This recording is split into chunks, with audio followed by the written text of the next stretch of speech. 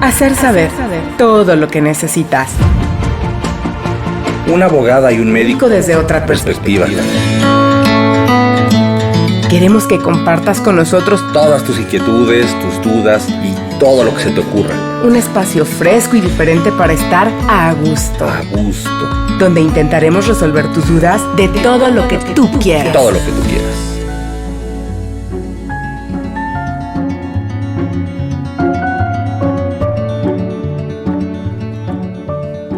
Hola, pues tengan buen día, ¿cómo están? Esperamos que bien, estamos en otra emisión más de Hacer Saber. Hacer saber.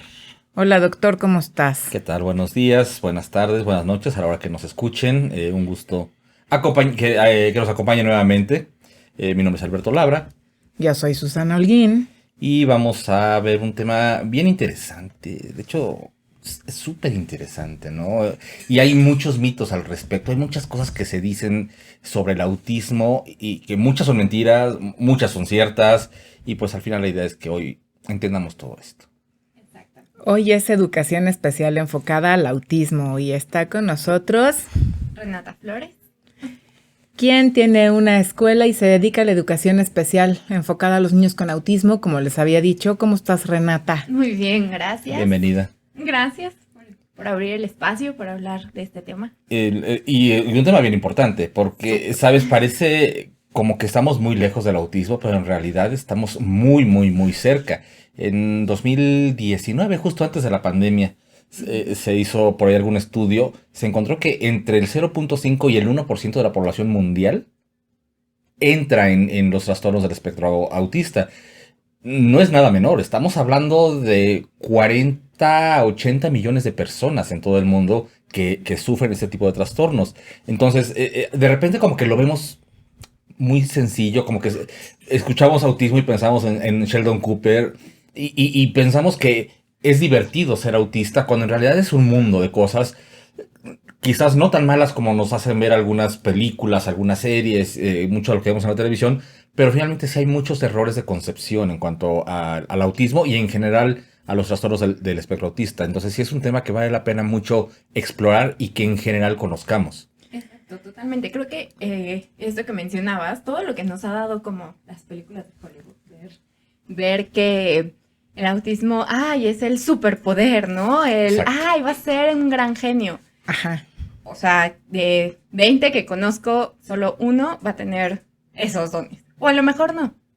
Y dejan de lado como estos autistas que tienen mayores retos, ¿no?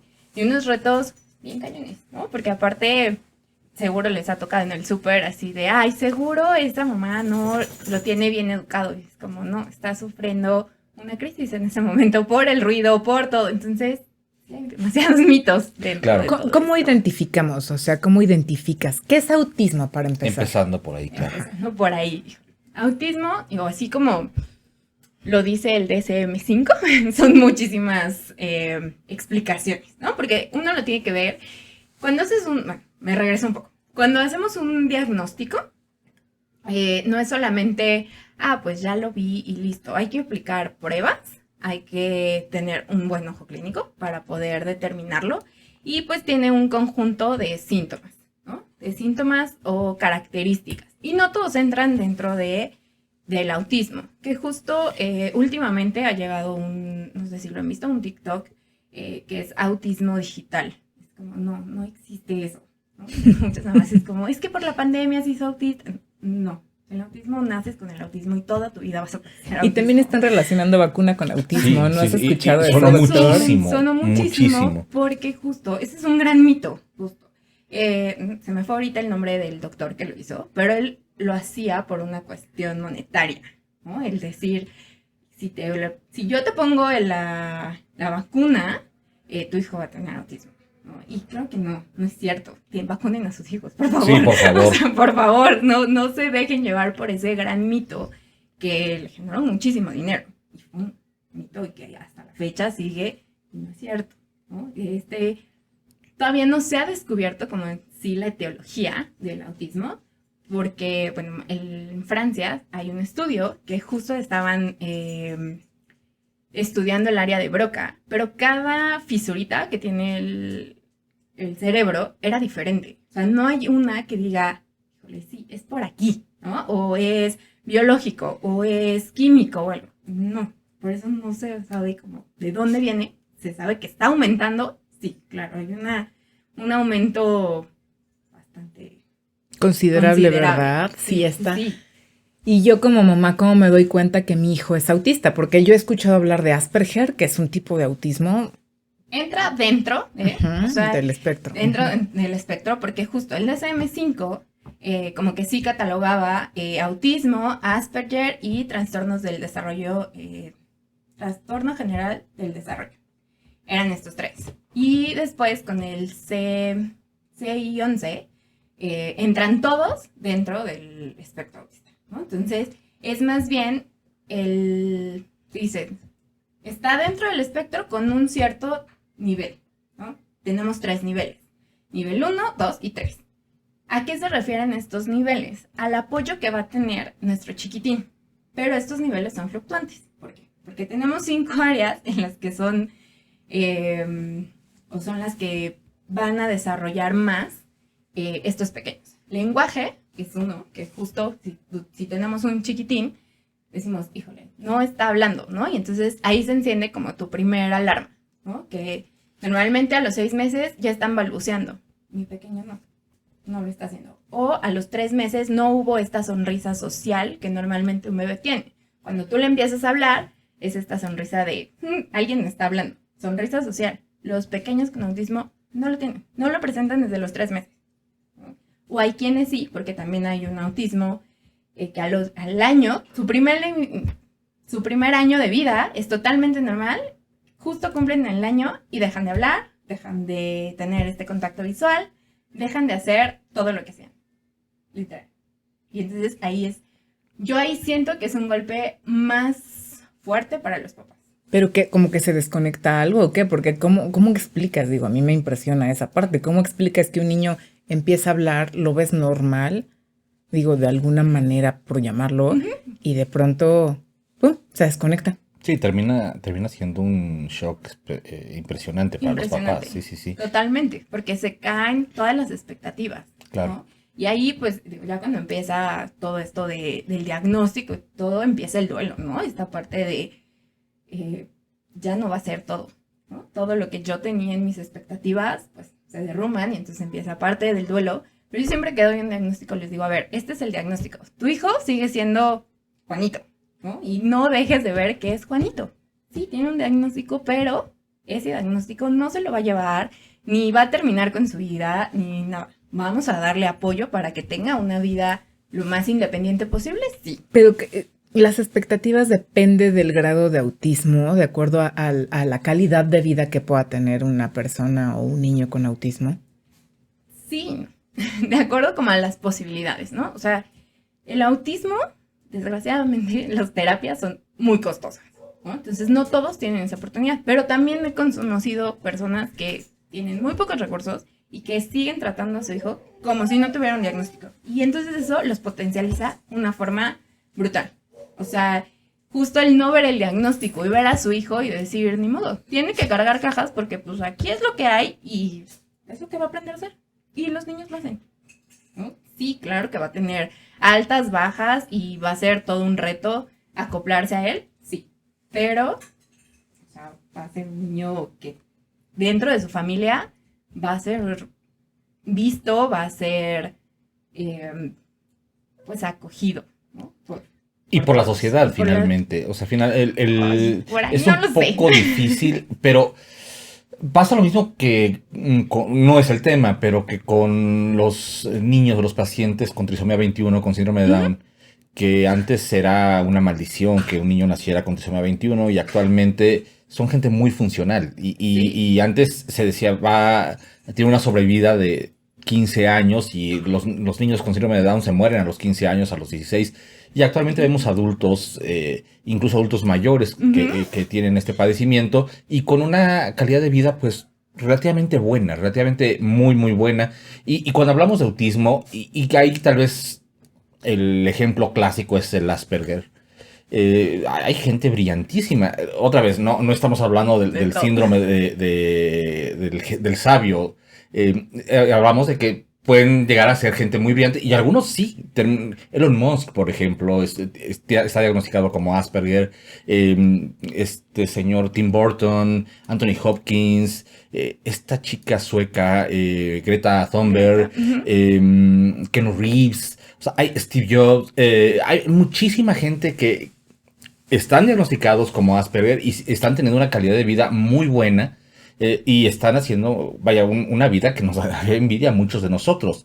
Entonces, finalmente, si un niño es bien diagnosticado y bien tratado, pues va a tener una calidad de vida relativamente buena en su nicho familiar y de alguna manera podría también favorecer que tenga una buena calidad de vida en la sociedad en general, no solamente dentro de su familia. Ahora, ¿cómo diagnosticas esto? O antes que eso, ¿quién lo diagnostica? ¿Neurólogo, pediatra, neuropediatra, educadores, psicólogos, terapeutas del lenguaje? ¿Quién diagnostica esto? Es todo un conjunto. A mí me gusta mucho hacerlo en conjunto. Desgraciadamente no todos los pediatras tienen como estos signos de alerta, que estaría padrísimo que justo porque el primer acercamiento de los papás es con los pediatras, ¿no? Entonces a mí me encantaría que los pediatras justo dijeran como, a los 3 meses no tiene esta sonrisa social, ok, pues ahí está un puntito, ¿no? Tendría, ¿no? Tendría que Esperaríamos pasar. que el pediatra supiera eso. Pero muchos pediatras le dicen a los papás, espérate hasta los 3 años. Sí, hay real. muchos niños que no hablan hasta los 3 años, ¿no? Es como, estás perdiendo muchísimo tiempo. Sí, ¿no? claro. Muchísimo tiempo vital para un diagnóstico y para un buen tratamiento, ¿no? Entonces, ahí sí siento que muchos pediatras no están totalmente capacitados para poder encender estas alarmas, ¿no? Entonces, los pediatras normalmente no los refieren o los refieren más bien a un neuropediatra como tal hasta los 3 años. Ahí ya perdimos 3 años valiosísimos Sí, claro. de plasticidad cerebral enormemente, pero principalmente, entonces llegan con el neuropediatra y el neuropediatra es como que ahí vamos a hacerle estudios. En los estudios no se ve. Ese es un mito, justo. Vamos a O sea, no hacerle- puedes ver en una resonancia, en algo No. así, nada. No sabe No nada. se ve. No sabe nada. Yo no entiendo por qué los neuropediatras siguen pidiendo Electroencefalogramas, exacto, o estudios de sangre. resonancia. Estudios de sangre no tiene ningún sentido. No claro. se ve. De verdad, no se ve. Lo único que vas a ver es la actividad Quizá por cerebral. protocolo, ¿no? Pero primero tendrías, vaya, es un error que tenemos mucho los médicos en todo el mundo y se ha aumentado muchísimo en México, en la medicina mexicana, el pedir estudios por pedirlos. Ujú. Y hay pacientes que si no les pides, experiencia personal, que si no les pides un estudio te dicen, No ni sirve. siquiera me pidió estudios. Claro. Sí. Cuando muchos diagnósticos se hacen con una base clínica, tu interrogatorio, tu exploración física te brindan muchas herramientas para poder hacer una gran cantidad de diagnósticos y yo personalmente no pido un estudio no espero que me aporte algo. Yo no voy a hacer que mi paciente gaste en un estudio que quizás o quizás no me entregue información valiosa. Si estoy sospechando algo, ok, le pido un estudio que vaya dirigido a buscar ese algo. Y el problema es que pues estamos acostumbradísimos a justo lo contrario, vamos a pedir estudios a ver qué sale. El a ver qué sale no debería existir en la medicina. Pero Totalmente. sí, no, es ridículo. Entonces, infiero, o por lo que estoy entendiendo, el diagnóstico de los trastornos del espectro autista se hace en una base clínica también. Sí. O sea, sí en una base clínica, sí en una observación y en pruebas, ¿no? Justo en Autismo Ciudad de México, que es una página a la que pertenece Quali, que son diferentes asociaciones, tenemos justo el proceso de valoración. Ahorita se los comparto la infografía, pero me gusta porque justo es como, a ver, primero necesitamos una entrevista clínica con los papás. Los papás son los primeros expertos de sus hijos. Yo siempre Claro. les digo, el experto aquí en tu hijo eres tú. Tú estás 24 horas con tu hijo. Yo estoy 8 horas, ¿no? O sea, o en las sesiones 45 minutos en una semana. Yo no puedo decir que soy la experta en tu hijo. Tú eres el experto. Entonces, primero tener esa entrevista para ver justo comportamientos, cómo alinear, que son muy tocs con algunos temas. La mayoría les gusta temas random, así de... Tienen 3 años y les encantan las banderas de todo el mundo. Y tú le puedes decir, oye, ¿cuál es la bandera de Rumania? Y te van a contestar los colores, qué significa, todo. O sea, así de concretos son de esto es lo que me gusta, o los dinosaurios, ¿no? Normalmente también les gustan los dinosaurios o animales, y entonces saben todos los animales que existen y en dónde viven y qué comen y qué hacen, todo, ¿no? O sea, son unas enciclopedias. Pero si tú le dices, oye, vamos a jugar al fútbol, no. Y entonces justo de ahí viene el mito de están en su mundo, porque entonces no te dejó entrar por donde tú querías como adulto, es como que tienen temas restringidos que tú como adulto puedes decir, bueno, ¿te gustan las banderas? Pues vamos a hablar de las banderas, ¿no? Sí, claro. No pasa nada. Pero hay gente que dice como, no entró y no me dejó entrar a su mundo porque yo le pregunté del fútbol y no me supo decir nada. En su mundo no existe el fútbol, como te explico, ¿no? Exacto. Entonces, por eso viene este mito de decir que están en su mundo. Pero porque tienen intereses muy restringidos. ¿Y qué hay, por ejemplo, de estos niños? Hay en TikTok, no me acuerdo cómo se llama, seguro tú lo conoces, un muchacho como de más de 30 años que tiene espectro autista y vive con su hermano. Sí lo he visto, Dani. Dani, sí, ajá, pero no habla, él ha explicado, yo he visto esos TikToks, entonces ha explicado que pues ser independiente se cortaba, se hacía daño, o sea, como varias cosas. Sí, justo ese nivel de autismo, por así llamarlo, es un nivel 3, ¿no? Que va a necesitar apoyo durante toda su vida, en todos los contextos y en todo lo que necesite, ¿no? O sea, sensorial, lenguaje, alimentación, independencia, todo lo que él necesite va a necesitar un apoyo 3. ¿Por qué? Porque, pues, primero no está el lenguaje, aunque seguramente sí comunica, pero yo he visto los TikToks y él comunica perfecto. Y ese también es otra de las cosas que tenemos como mito, ¿no? No habla, entonces no sabe. Digo, comunica de cierta manera. Yo he visto que recorta papelitos o de pronto de su estado de ánimo, ciertos gestos o ciertas actitudes, da vueltas o cosas así. Justo son las estereotipias, que justo es como, tu hijo está caminando de puntitas, ya tiene estereotipo, es autista. Como, a ver, espera, que camine de puntitas, ¿no? ¿Les gusta caminar de puntitas? Sí, es una estereotipia que los ayuda a regularse. Sí, a mí me gusta ver las estereotipias como algo que los ayuda a regularse. Justo el recortar papel es algo que a él lo regula, ¿no? Como a nosotros, como me voy a poner a lavar los trastes. A mí me encanta regularme lavando los trastes. A mí es como, me baja todo, dejo de escuchar y digo, esto es lo que a mí me relaja, ¿no? Sí, claro. Pero todos tenemos una actividad que nos relaja. Lo mismo ellos. Justo, el alinear, el apilar, no lo hagas, ¿sí? Déjalo tantito, déjalo que se regule y entonces va a poder volver a conectar al mundo. Justo. Entonces, y eso lo tenemos todos. O sea, creo que todos necesitamos como, dejen de hablarme y ahorita regreso. Sí, necesitamos un espacio de repente, sí, un espacio propio, la introyección es indispensable. Me llamó la atención algo ahorita que comentaste, yo no sabía que había grados de autismo. Y comentaste tipo 1, grado 1, 2, 3. ¿Cómo son estos grados? No es tanto el grado. Bueno, normalmente dicen, yo tengo un hijo con autismo grado 3. No es como que sea grado como tal, sino es el nivel de apoyo que va a necesitar. De acuerdo. Exacto. Entonces, nivel 1, pues que sí va a necesitar un apoyo, pero quizás solo va a necesitar apoyo en el área sensorial, porque estos chicos son o hiperactivos o hiperreactivos y entonces pues va a necesitar más trabajo con texturas, porque justo no le gustan las texturas, ¿no? ¿Qué diferencia hay entre hiperactivo y hiperreactivo o qué es cada una? Que justo el hiperreactivo, o sea, si tú lo tocas va a ser como un drama. Porque estás sintiendo demasiado. Un hipo, que es el contrario, si tú lo tocas y le das súper presión, no te va a pelar. Va a ser como, me tocaste. Como que apenas, o sea, si tú lo pegaste y súper apretaste, vas a decir como, una caricia. Casi, casi. Esa es como la diferencia entre los dos. Hay quienes son hiper o hipo. Entonces, ahí hay que checar justo cómo los vas a ayudar, ¿no? Porque hay chicos que no necesitas que lo toquen porque es hiperreactivo. Eso es hiperreactividad, no hiperactividad. No, reactividad. Hiperactividad. La manera en que reacciona, claro. La manera en que reacciona. O sea, siente más, siente menos. Sienten menos, sí. Físicamente. Sí, porque es fácil confundirnos, ¿no? Si no estamos acostumbrados, es fácil confundirnos hiperreactividad, que es un término no tan común. Sí. Con hiperactividad, que lo escuchamos en todos lados. Es muy fácil confundirnos. Y hiperactividad tiene que ver con el movimiento, con justo cómo se mueve, y que también puede ser hiperactivo. O sea, puede ser hiperactivo con hiperactivo, porque justo no se están quietos. Y hay chicos que necesitan estar todo el tiempo caminando, y eso es lo que necesitan, y así va a ser todo el tiempo, ¿no? Caminar, y ahí ando para atrás de ellos justo en terapia, hasta que logras que se siente 5 segundos en un colchoncito, y es como, wow, lo logré, ¿no? todo esto, o sea, es con mucho trabajo. Justo. Muchísimo.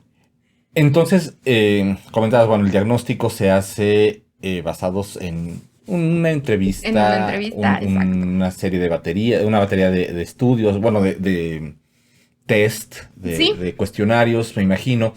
No hay estudios, ni tomografías, ni resonancias, ni electroencefalogramas, no hay ningún estudio que sea No hay específico ningún para diagnosticar. estudio que lo vaya a hacer, ¿no? Normalmente hacemos el cuestionario, o bueno, la entrevista con papás, y entonces justo en la entrevista es como el papá te dice, es que sí, se la pasa hablando de banderas. Okay, ¿no? Y entonces ahí enciende tu foquito, El ¿no? foquito rojo. O cuando les preguntas, oye, ¿a qué edad balbuceó? No, pues empezó a balbucear a los 3 años. Pero pues el pediatra me decía que era normal, ¿no? Que es niño, no pasa nada. A ¿no? balbucear. A balbucear, exacto. Ni siquiera hablar. Ni siquiera hablar.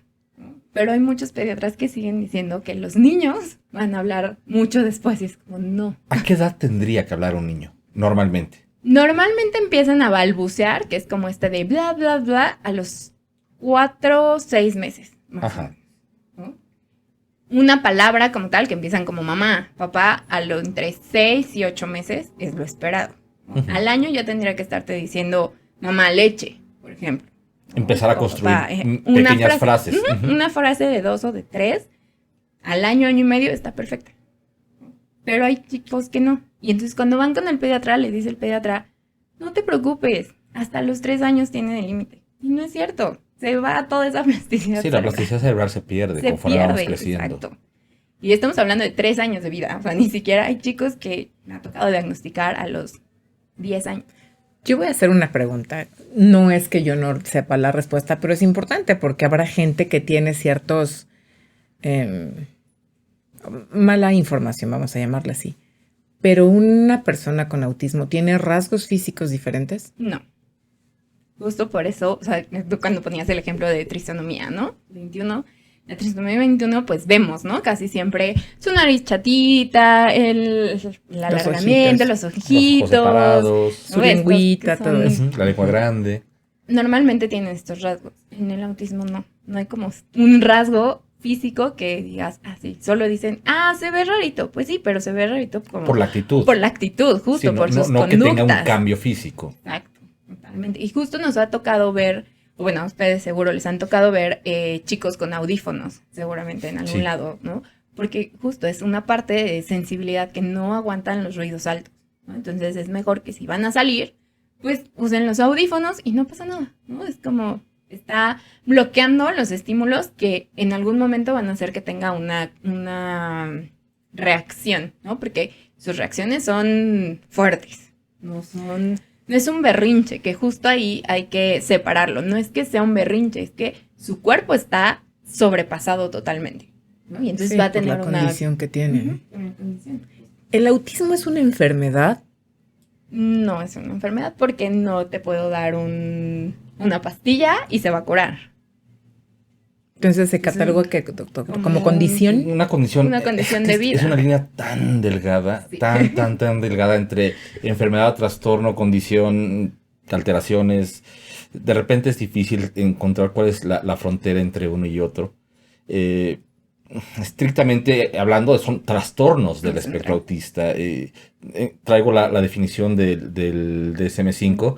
Son deficiencias persistentes en la comunicación social y en la interacción en múltiples contextos junto con patrones repetitivos de comportamiento. Eso es lo que dice el DSM-5. Bueno, para la gente que no sepa, los DSM 1, 2, 3, 4, 5 es los manuales de diagnóstico de los psiquiatras. Los psiquiatras y los psicólogos se basan en este libro que se publica de manera periódica para poder hacer los diagnósticos y van cambiando criterios y finalmente tratan de unificarlos en todo el mundo a través del DSM y el actual es el 5, hasta donde yo recuerdo, publicado en 2013, si no me equivoco. Pero entonces, bueno, es una enfermedad, un trastorno, es una línea súper delgadita, podemos decir que es una condición, aunque en sí mismo están clasificados como trastornos del espectro autista. ¿Cuál es la diferencia entre un trastorno y una enfermedad? Depende del concepto de cada quien, ahí sí es bien difícil. Pero yo siempre les digo justo a los papás, es una condición de vida, ¿no? O sea, es una condición de vida. Tú les vas a dar apoyos toda la vida para que el autismo no se le va a quitar, ¿no? Hay una teoría que estuvo muchos años y que actualmente todavía está que el autismo se da en la microbiota intestinal, Sí, ¿no? sí. Y entonces hubo alguien muy listo que dijo, vamos a darles cloro, unas gotitas de cloro, para que se aplaquen todo esto, y entonces tu hijo ya no va a tener autismo, ¿no? Pero es cloro. Sí, O sea, no, qué terrible. se ha convertido en una cosa, hay quienes dicen que sí les funciona, hay quienes dicen no, claro que no. Y están los estudios que dicen, a ver, esto afecta a tu páncreas, afecta el riñón, o sea, tienen unas condiciones... El cloro es veneno. O sea, Exacto, empezando es por ahí. veneno. ¿Qué es lo que te daban en la pandemia para el COVID? ¿Te acuerdas? Cloro. Era el cloro, esas ¿no? gotitas, Y se justo, puso se de puso de moda moda. durísimo. Trump lo decía, inyéctenles cloro en las venas. Se puso muy de moda el estar tomando estas gotitas de cloro. Son súper tóxicas. Súper, súper tóxicas. Pero como había un movimiento que justo, que el autismo se da en el intestino, era como, se le va a aplacar, ¿no? Casi, casi. Y se lo daba. Y actualmente hay muchas familias que lo hacen. Yo siempre les digo, no lo hagan, por favor. O sea, es veneno. Así sea una gota disuelta en no sé cuántos litros de agua que dice. Sí, a la larga, ¿qué efecto causa Se en va tu acumulando cuerpo? un poquito. Lo usamos para mucho, ¿no? Lo usamos en las albercas y realmente entra a tu cuerpo. Pero, o sea, no se trata de estar dando cloro nada más porque sí, termina siendo dañino, no es una buena idea. Totalmente. Es totalmente dañino. Y sí, el cloro está en la sal, es cloro de sodio, pero... A un nivel... Exacto, hay que entender que una cosa es un compuesto que tiene cloro y otra cosa es darle cloro a un niño. Es un error que tristemente en la pandemia se puso de moda durísimo y que trajo muchas consecuencias. Afortunadamente va bajando, pero sigue siendo muy Va común. bajando, pero, o sea, creo que ahí entra también la desesperación de los papás, ¿no? Cuando Claro. reciben este diagnóstico, ¿no? De tu hijo tiene autismo y tú ves, porque hay chicos que se pegan una condición, o sea, unos golpes que dices, wow, espera, o sea, no puedes dañar así tu cuerpo, ¿no? ¿Y cómo haces que entren en conciencia? Nosotros trabajamos mucho en un programa terapéutico que se basa en funciones ejecutivas y autorregulación. Y entonces es justo darle herramientas para que él aprenda que eso no está bien, ¿no? Y que se está dañando y que tiene que conocer su cuerpo y que tiene que cuidarlo porque eso no le hace bien, ¿no? Entiendo que estás teniendo una crisis, ok. Ese ruido no te gusta, puedes usar los ear defenders.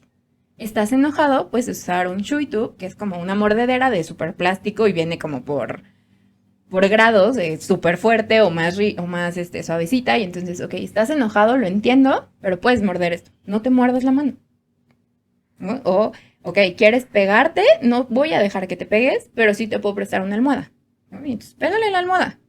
Justo redirigimos estas conductas de autoagresión, porque sí son muy fuertes. Y nos ha tocado ver chicos que de verdad parecen luchadores, ¿no? Y que claro que impacta, porque los papás es como, Claro. ¿qué hago? ¿No? Sí. Y aparte, o sea, cuando están en una crisis así, nos ha tocado que somos 3, 4 Y no los puedes pueden parar. Claro. O sea, es una adrenalina la que tiene. Entonces te dicen, es que tiene mucha fuerza, ¿no? La adrenalina aquí entró con todo, más la fuerza, más todo. Entonces, sí es muy caótico, ¿no? Y entonces entiendo a estos papás que dicen, bueno, le voy a dar cloro para que entonces ya no se moquetee así, ¿no? Literal. Dices, ok.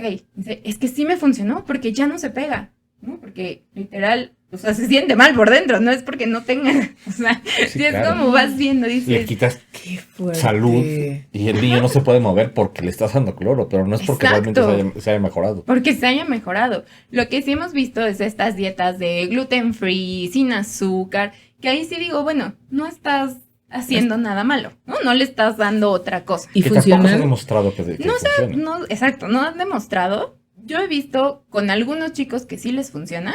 Hay otros que, o sea, les den o no les den, la verdad es que no hay un cambio certero.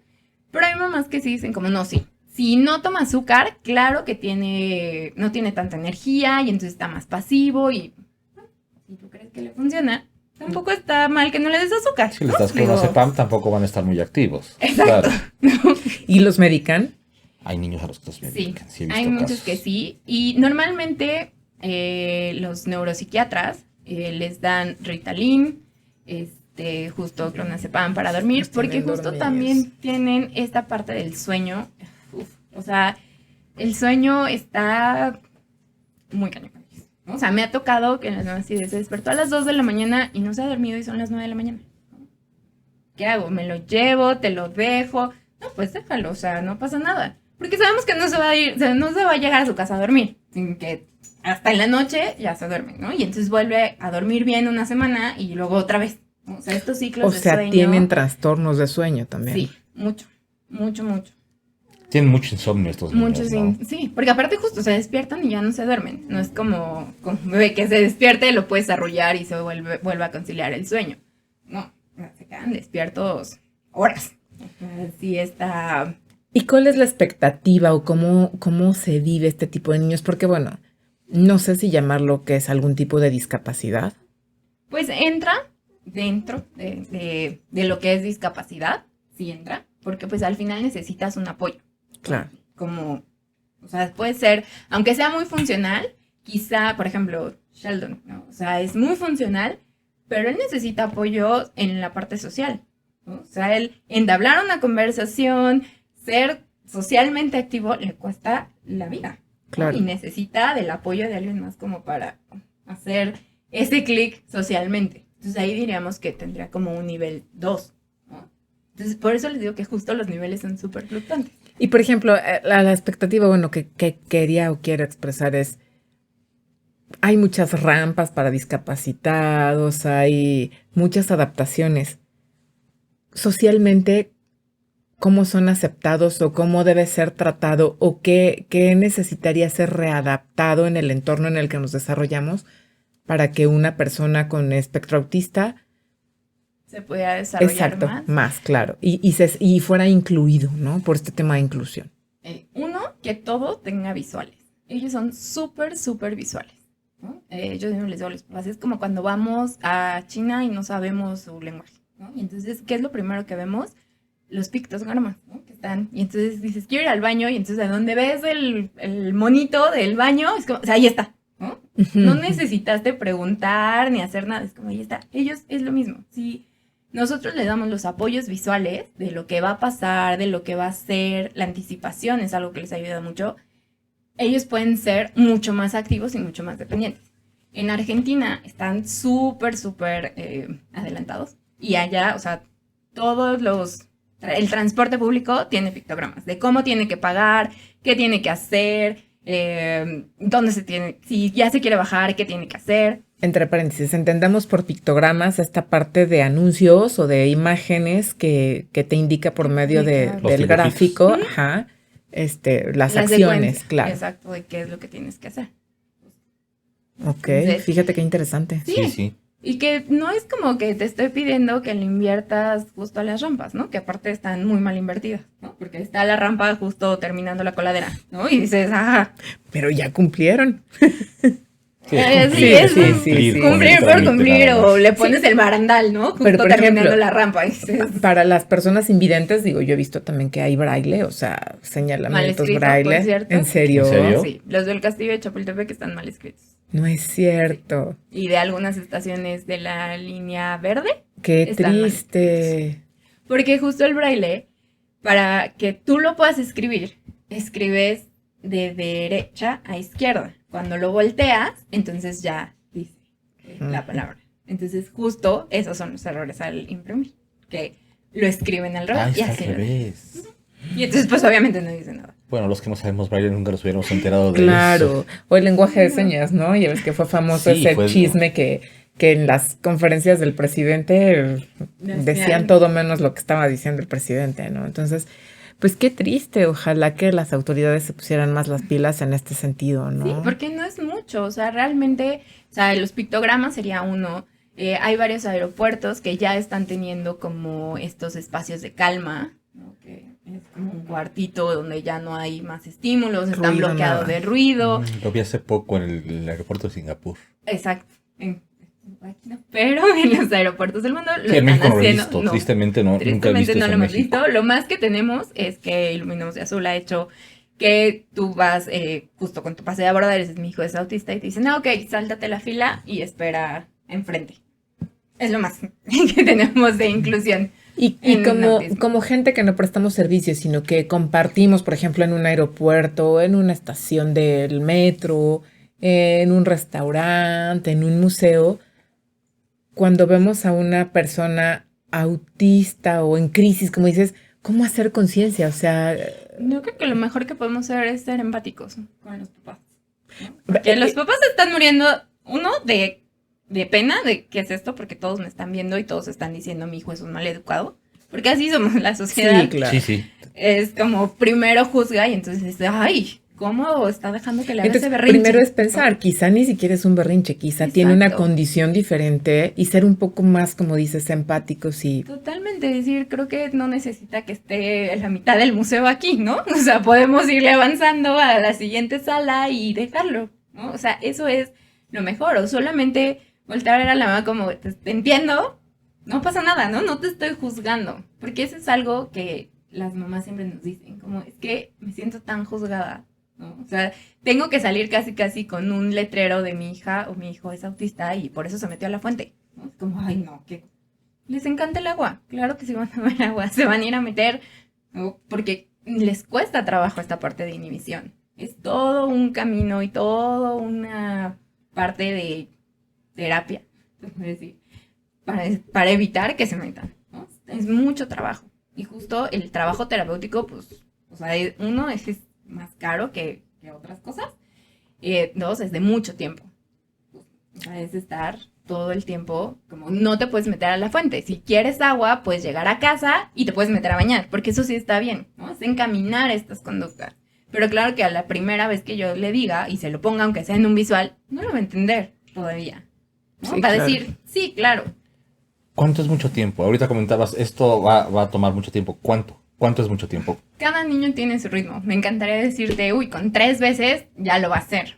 Hay chicos que, literal, les haces el visual, se los dices una vez y listo. ¿Me entendieron? Hay chicos que llevamos años con el mismo visual y diciéndole y haciendo todo y todavía lo siguen haciendo. Ok. Entonces es dependiendo de cada chico. El tratamiento de estos niños, entiendo entonces que también es un tratamiento a largo plazo. Totalmente. y a lo mejor quizá está permanente, ¿no? Pero yo diría que sí, permanente. Justo les decía de los niveles de apoyo que son súper fluctuantes, ¿no? Porque seguramente cuando estaban en preescolar necesitaban un nivel 3 porque pues nunca habían ido a la escuela, necesitan más apoyos, necesitan que esté una chica de sombra ahí con ellos todo el tiempo, ¿no? Pero cuando pase a la secundaria ya no va a necesitar ese apoyo, entonces ya se convierte en un nivel 1 dentro de la escuela, ¿no? Por ejemplo.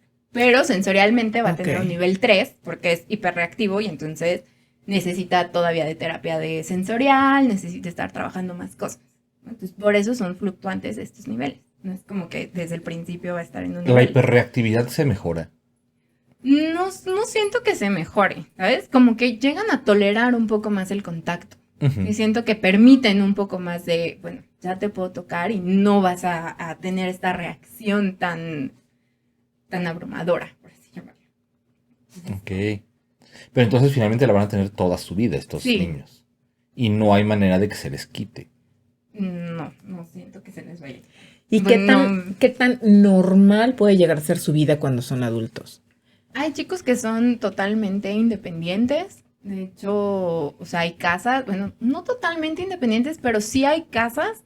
Se me fue el nombre de la fundación, pero hay una fundación que justo trabaja con adultos y que tienen, o sea, un departamento, lo comparten 3 chicos con autismo y ellos salen a trabajar, regresan, se hacen su comida y solo hay un supervisor que va una vez al día, como, todo está perfecto, ok, ¿no? Pero pues todo depende de todos los apoyos que le diste desde pequeños. ¿Y eso está aquí en México? Si no recuerdo la fundación, ahorita sí se me viene a la mente, les digo, me parece que es Inclúyeme el que tiene este programa. Y varios pues sí lo tienen que hacer, porque también esa es otra. Según cifras, o sea, sí, el autismo va en aumento, pero llega a los 15 años más o menos, que es lo que están hasta secundaria, por así llamarlo. Y ya después, mágicamente, ya no hay autismo, ¿no? ¿Por qué? Porque pues ya no hay lugares donde vayan las personas que tengan más de 15 años. Sí, no es que no haya autismo, es que ya no se le da seguimiento. Exacto, desaparecen del sistema. Y ahorita que lo Literal. comentabas, está, vaya, de acuerdo con tu punto de vista, ¿está aumentando realmente el autismo o se está diagnosticando más? Yo creo que se está diagnosticando más, ¿no? O sea, sí hay más poquitos, ¿no? Que te Exacto. dicen, pues ponte alerta porque podría ser, ¿no? O ya es como, bueno, tiene 2 años y no está hablando y el pediatra me sigue diciendo que me espere, bueno, voy a buscar otro lado, ¿no? Porque ya hay más información. Claro. Bueno, y el autismo, digo, esta es pregunta para ambos, ¿es realmente nuevo? ¿Siempre ha habido autismo? ¿O el autismo es Sí, algo que siempre surgió ha hace habido. poco? O sea, yo Ha creo estado que siempre. siempre ha estado. O sea, por ejemplo, el Asperger lo encuentra Hans Asperger, justo, en los campos de concentración, en Alemania, ¿no? Y entonces él se pone justo como a ver todo, algunas conductas de ciertos chicos, y entonces dice, estos no tienen el mismo comportamiento de estos chicos, ¿no? Que están también aquí. Entonces empieza a hacer grupos y entonces lo empieza a ver. O sea, ¿desde cuándo estamos hablando? Y no es como que Sí, no claro, hubiera. Segunda En Guerra 1944 Mundial, claro. salió el primer artículo de Hans Asperger. Lo encontré hace poco. Ahí tengo el PDF de este artículo que publicó en el 44. Él era austriaco y estaba sirviendo como médico en Croacia, en los campos en Croacia. Y ahí fue donde encontró, ahí y después en su experiencia fue director del área de niños, de neuropediatría en el hospital universitario para niños en Viena. Y Empieza su a artículo ver. original fue basado justamente en todo eso, en lo que encontró en los campos de concentración y después en estos... Sí, ya en como estos tal niños. en el hospital, y él empieza a ver que justo tienen una serie de comportamientos que es justo caminar de puntitas, el que apilan o el que enfilan las cosas, temas restringidos, ¿no? Pero que tienen un alto potencial, se podrá decir, ¿no? ¿Por qué? Porque siempre se ha pensado como, es Asperger, tiene más potencial cognitivamente. Y no es que los chicos con el espectro, y ningún chico en el espectro, que yo conozco muchísimos, es igual al otro. O sea, de verdad, ninguno es igual. Cada uno tiene sus capacidades y justo por eso es un espectro, porque te encuentras todo. O sea, puede ser buenísimo en matemáticas, pero no tiene lenguaje, ¿no? Y entonces se comunica con un sistema de comunicación alternativo, que justo también ahí lo decimos, lo que les decía, ¿no? Es que no habla y entonces no sabe, no sí sabe y puede comunicar de otras formas. Nosotros siempre les decimos, hay que apostar por un sistema de comunicación alternativo. Hay muchos programas en la tablet, en celular, que pueden escribir, pueden hacer, o sea, hay muchísimos. El chiste es como justo que no es como tan barato porque estas aplicaciones cuesta una membresía. No todos los chicos pueden acceder a un iPad. Claro. ¿No? Y entonces es como, es que este programa que es buenísimo solo se puede descargar para iPad. ¿No? Sí, claro. Entonces, Sí, termina siendo un costo importante que no lo pueden Claro, Totalmente. costear la mayor parte de la redundancia, gente, claro. tristemente. Oigan, ¿y esta condición es genética, es decir, hereditaria? no se ha comprobado, justo. Sí, ¿no? Pero yo sí conozco varias familias que tienen 2, 3, 4 hijos con autismo, o que justo cuando están en este camino de diagnóstico en el autismo, como que el especialista dice, mamá, tú tienes también unos rasgos, hacen pruebas, todo, y es como, mamá también tiene autismo, o papá también tiene autismo, pero pues no está realmente comprobado. Es altamente hereditario. Exacto, sí. Eso sí se sabe, pero... Pero comprobado Sí, no. no, es que no se conoce cuál es la etiología. la etiología, el por qué se está generando, entonces pues difícil saberlo. Pero sí, tiene una heredabilidad altísima. Suele haber familias con mucha gente con autismo, eso sí es algo que está perfectamente controlado. Y hay muchas teorías de por qué está generándose, pero la realidad es que no se conoce, la realidad es que no. O sea, no es muy sabemos. nuevo realmente, a partir del diagnóstico ha sido muy nuevo esto, porque podemos estar hablando de que nuestras generaciones o generaciones anteriores a nosotros existía por lo que dicen el autismo, pero sin diagnóstico. Finalmente Exacto. te veían diferente, o a lo mejor eras el nerd o la nerd, o eras O eras el niño que no iba a el durar muchos retraído, años. claro. Que si hubiera nacido en Grecia hace 2000 años, seguramente lo hubieran aventado desde un precipicio, Claro. como O hacían. que estaban, porque seguro hay en los pueblitos más alejados y lo único que hacen es como, ese loquito. Ese loquito. Sí, Están catalogados claro. así, ¿no? Porque Claro. no habla y entonces mueve todo el tiempo las manos porque es estereotipo, pero pues es que no habla, ¿no? Y entonces todo el tiempo está con las manos moviendo. Es el loquito del pueblo, ¿no? Y entonces está encerrado. Entonces, no. O sea, Sí, es muy nuevo el diagnóstico de esto. La primera descripción fue en 1926 en Rusia. Pero bueno, la medicina soviética no era muy conocida en el occidente, entonces pues no se encontró. Pero, ¿cómo se llamaba esa doctora? Grunia Shujareva. Ajá. Grunia Shujareva. Lo publicó en 1926 y no se volvió a hablar de eso hasta 1943, que otro austriaco judío, por cierto, no le fue muy bien en la Segunda Guerra Mundial, Leo Kammer, hizo una publicación en 1943 y después Asperger retoma estos estudios. Y retomó porque el primer estudio de Asperger es básicamente lo mismo que el estudio de Shujareva. O sea, realmente es básicamente la misma cosa, pero... Pues, lo plagió. Ahora que tenemos ministros que hacen eso, entonces ¿por qué no? ¿Por qué no lo podría haber hecho? Un psiquiatra en 1944 Sí, claro. lo iba a plagiar. Básicamente dicen lo mismo. Entonces sí, son trastornos súper nuevos. Son trastornos, bueno, no el trastorno en sí mismo, pero sí no se consideraba lo que comentas, ¿no? El niño loquito, el niño que está mal de su cerebro y que no tiene remedio, pero han estado ahí siempre y simplemente no los diagnosticábamos adecuadamente. Y ahorita es como justo un boom de ya hay más información, entonces ya accedes a esta parte de vamos con un neuropediatra, vamos con un neuropsiquiatra, y entonces ellos como que ayudan a esta parte, solo ayudan como a confirmar el diagnóstico, porque no es que el neuropsiquiatra te vaya a aplicar el el A2, no es que te lo vaya a aplicar él te va a mandar con una terapeuta que te lo aplique, o alguien certificado en el A2 para que te lo haga. Este es un cuestionario larguísimo que como que confirma. ¿Y qué significa A2? A2 en su sí, ahorita te lo digo, porque, o sea, pueden aplicar ADI-R, A2, el PDA o el CRIDI. Cualquiera de esas 4 te lo pueden aplicar y entonces te va a arrojar si tiene o no tiene. Pero es indistinto el que te apliquen, cualquiera puede ser. Pues es más bien al cual tú puedas acceder al costo, porque realmente una valoración completa de estos oscilan entre 5 o 6 mil pesos. Hay personas que te los cobran en 10 mil pesos. ¿El costo del test? El costo del test, sí, de solo la aplicación.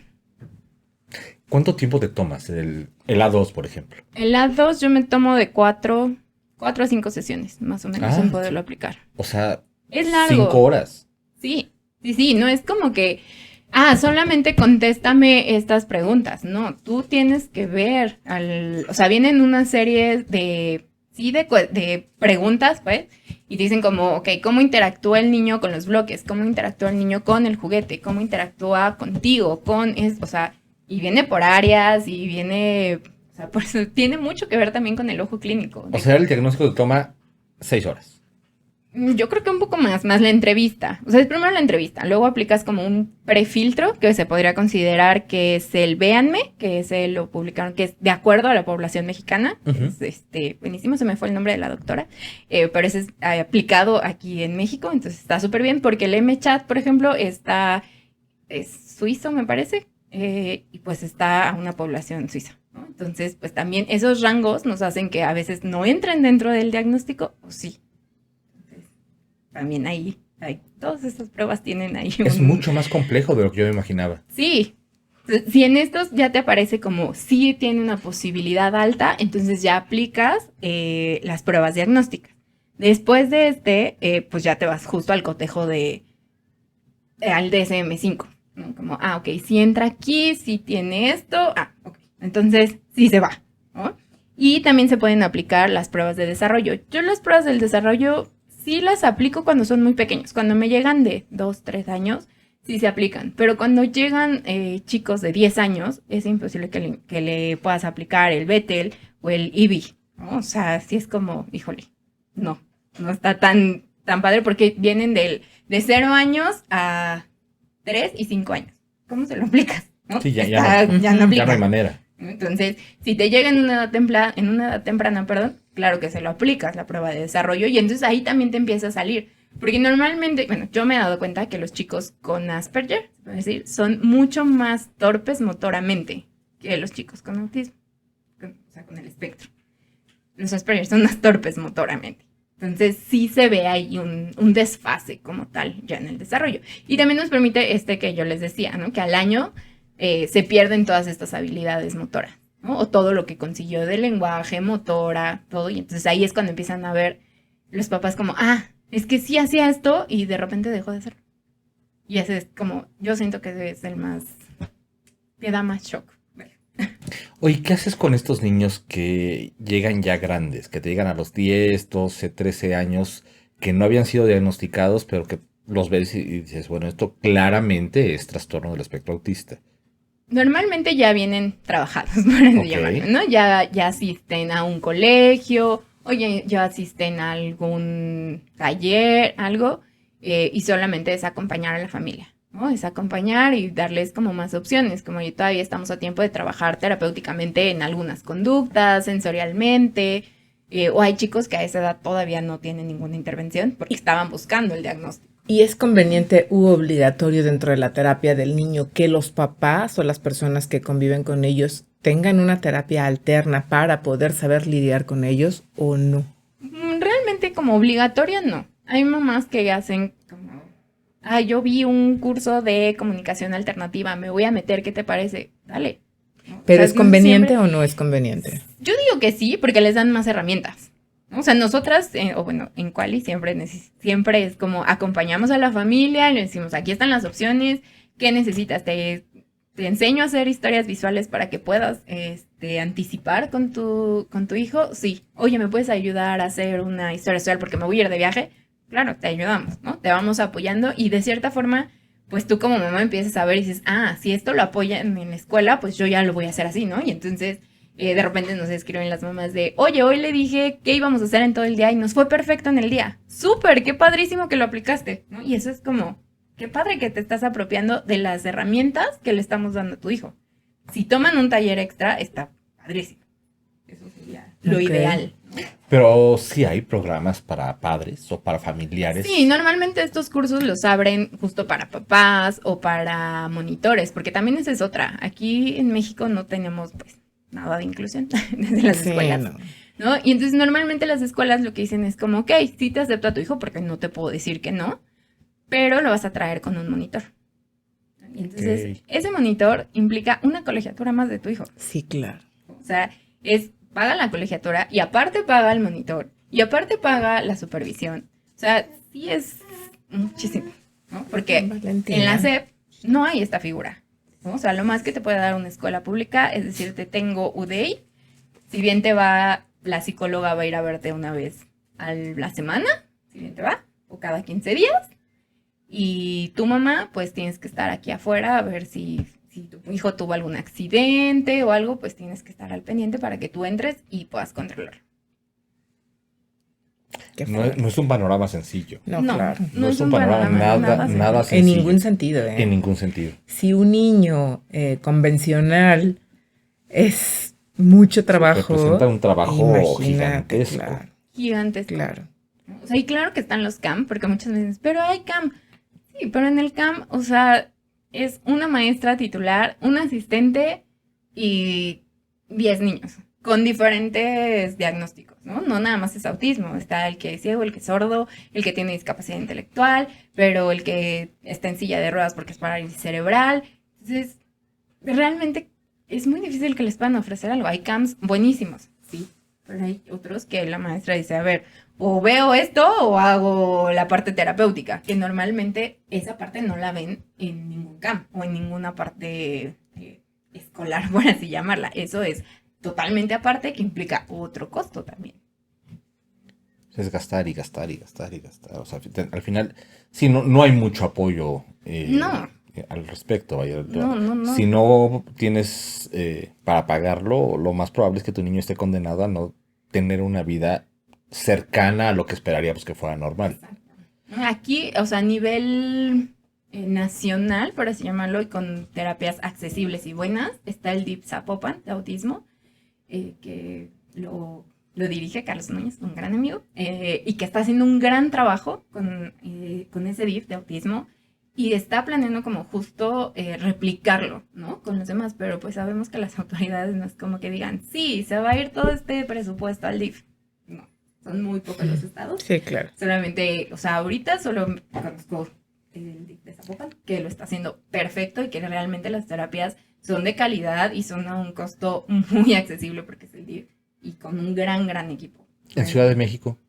Ciudad de México lo más cercano que tenemos es Teletón, con una fila impresionante de espera. Me imagino. Sí. O sea, pagan creo que 10, 20 pesos la sesión, pero o sea, para poder entrar te tardas como 2 años. ¿Sí? 2 años. O sea, sí es muy difícil, por eso es como les decía, ¿no? O sea, hay quienes les dan el diagnóstico y dicen, pues lo siento, no hay recursos y aquí vamos a hacer como que no pasó tu diagnóstico. Trabajé con una familia que tenían una tienda de abarrotes y el papá dijo, pues no tengo, ¿no? O sea, y aquí es todos, le entramos a la tienda y el niño, obviamente, le encantaba ordenar las cosas, ellos vieron un súper potencial, ¿no? Entonces él se encargaba de que toda la tienda estuviera totalmente ordenada. Y esa era su función dentro de la familia y dentro de lo que le tocaba. Y cooperaba, Y claro. cooperaba y lo hacía Aportaba. porque pues no había de otra, ¿no? O sea, el papá también era de, esto es lo que te toca porque tus hermanos hicieron esto, y no. La verdad, o sea, hay también familias que normalmente, no sé por qué, pero justo los judíos tienen muchas neurodivergencias, ¿no? ¿En serio? Sí, hay muchas Genéticamente enfermedades. no es porque antes eran entre familias se No, quedaban hay como algunas centro familiar. enfermedades incluso que únicamente se presentan en poblaciones judías.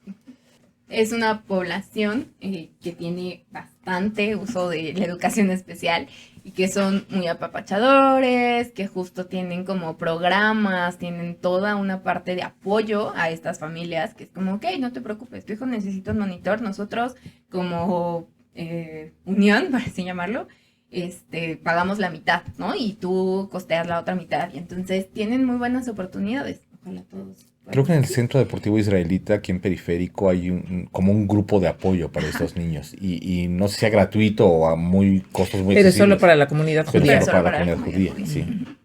Y de verdad, o sea, sus colegios, o sea, es como el colegio y aparte tienen un grupo de psicopedagogos que van todos acompañados, que sí los hay en muchos colegios, sí, Colegio México, trabajamos con el Colegio México también, con el Tomás Moro, o sea, con escuelas grandes tienen este apoyo grande, ¿no? De psicopedagogía y todo, pero pues al final todo esto se lo cobran también a los papás, ¿no? Sí, Entonces, claro. pues, el Sí, apoyo no es- de no un es monitor, gratis. de una sombra, es otra colegiatura, de verdad, es otra colegiatura. Es otro hijo. Es otro hijo, sí. O sea, totalmente. porque ni modo que tu hijo vaya y se siente a comer y la sombra, pues, coma aire, ¿no? Digo, está bien, es su trabajo, es parte de su Las trabajo, sombras pero, también comen. pero debe ser muy caro.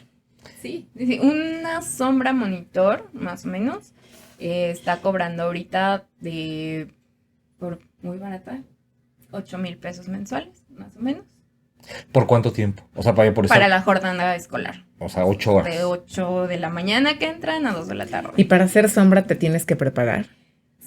Sí tendrían que tener una preparación. Normalmente los colegios les dicen como, agárrate a una que acabe de salir de educación especial o de psicología, ¿no?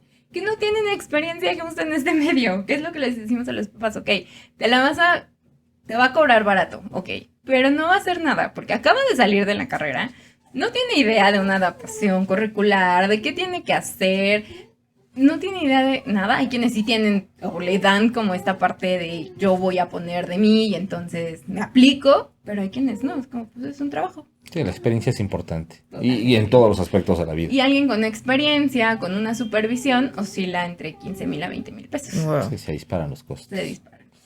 Sí, es mucho. Es mucho dinero. Y tristemente, la mayor parte de la gente en nuestro país no tiene acceso a este tipo de cosas. Sí, O sea, no, pero hay es manera. otra colegiatura. Sí, no, Y no más hay aparte, manera. o sea, haz la suma de, bueno, ya le estoy pagando la monitora, pero en la tarde tiene que ir a terapia de lenguaje, pero tiene que ir a la terapia de sensorial, pero aparte necesita la parte terapéutica. Entonces, o sea, le va sumando y es una cantidad. Sí, estratosférica. O sea, yo creo que para la mayoría de las familias mexicanas debe ser impagable. Inalcanzable. Claro, sí. claro, definitivamente. Pero bueno, pues El tiempo ya se fue. Sí, ya se nos acabó el tiempo. Se fue volando. Un tema bien interesante. Es muy interesante. Y creo que sí hay mucho jugo que sacarle todavía. Sí vale la pena una segunda sesión sobre Claro. el tema. Claro. Claro. Sí, hay mucho de lo que podemos todavía platicar al respecto. Muchísimo. Sí, Muchísimo, es mucho. gigantesco el tema. Y sobre todo para que creemos conciencia todos como sociedad. Hay muy poca información y muy poca empatía, como lo estuvimos mencionando. Entonces yo creo que sí valdría la pena. Yo creo que me falta mucha empatía, ¿no? O sea, la información está, ¿no? Está todo el tiempo. Cuando es abril, que es el mes del autismo, empiezan a salir spots y entonces Televisa se pone la super playera y todos vamos con el balón azul y, ¿no? ¿Abril? Ajá, abril. No sabía Yo eso. tampoco. Y eso que lo pasan en todos lados, en Televisa es como lo primero. Pero ya todos Pero ya- vemos plataformas. Claro, no todo, totalmente de acuerdo. Sí, el 2 de abril es el Día Mundial del Autismo. Ok. Entonces, todo abril, normalmente, el 2 de abril se iluminan pues, los monumentos de azul, Azul. ¿no? De todo el mundo. El azul es el color del Es autismo. el color que, sí, que les Mira, han tú dado. vienes de azul ¿De hoy. azul? Mira, sí, es el Ahí color estoy, que les han estoy dado. apoyando, aunque no estemos en abril. Claro. Aunque en este año, por ejemplo, mucho fue el no somos un color. Antes se representaba con una pieza de rompecabezas. Es como, no, a mí no me representa un rompecabezas, a mí no me representa el azul. Entonces solo está ahorita Ok. esa Que al final controversia. se ha desvirtuado mucho lo de las representaciones. Al final Sí. es eso, es una representación, punto. O sea, no tiene Sí, que, no no, pasa tengo que nada. identificar, es que no me gusta el azul, pues es que no tiene que gustarte. Exacto. Simplemente es para Que se vea representar, más, para justo representar a la comunidad, visibilizar. pues, tener Claro. un símbolo, es eso, es un símbolo. Y sí se ha distorsionado mucho el significado de los símbolos en general, general. y pasa en muchos aspectos de la vida. Pues muchas gracias, Renata, muchas gracias por acompañarnos. Muchas gracias. Espero que pronto tenerte aquí porque yo creo que sí van a seguir surgiendo muchas dudas. Claro. Muchas gracias a todos por acompañarnos y escucharnos el día de hoy. Nos vemos la próxima. Nos Gracias, escuchamos. Alberto. Gracias, Susana. Pues que tengan buen día o buena noche. Buenas tardes. Buenas tardes.